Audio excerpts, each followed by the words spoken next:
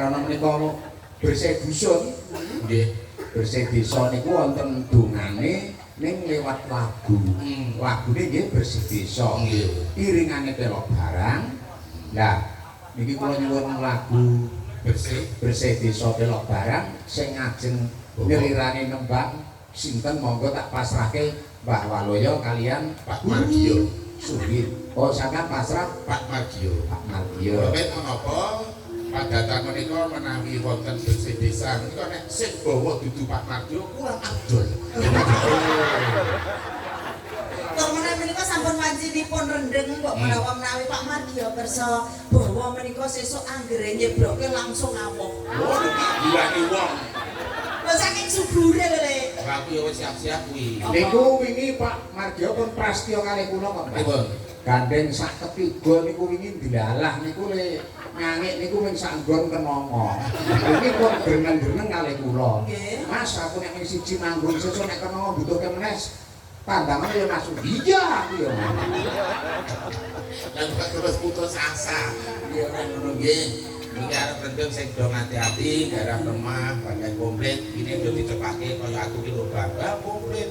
Telo bangga telo jagung kacang bangga. Ini wis komplit Pak itu kurang siji sing ngono. Apa? Lemah kuwi duwe. Iki kaya Usuk merendang ini apa-apa wis tak cebroke. Sing gampang ki mung siji. Apa? Nandur gedang. Lho bosok. Lho kok bosok piye? Gedang kok ditanggung. Gedang. Lah ya jenenge ya gedang kaya aku aja nganggo telo nyebloke bogor gedang. Iya. Monggo, Pak. Pak Margio, monggo. Pak Margio. Ngagem niku lho dadi ndi? Kak Siliani niku. Pun mboten sarape kok dak dicatut.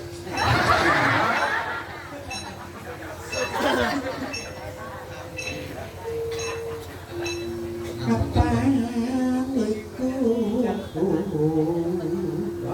sip kamane apik Kapan iku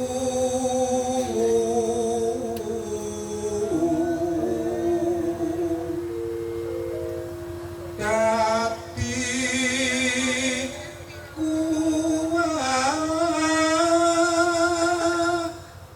kewajiban baku. Nah iki bener le bawa dari Pak Margio. bener niku Dene nang yoga sing bawa apa niku dadi kuat.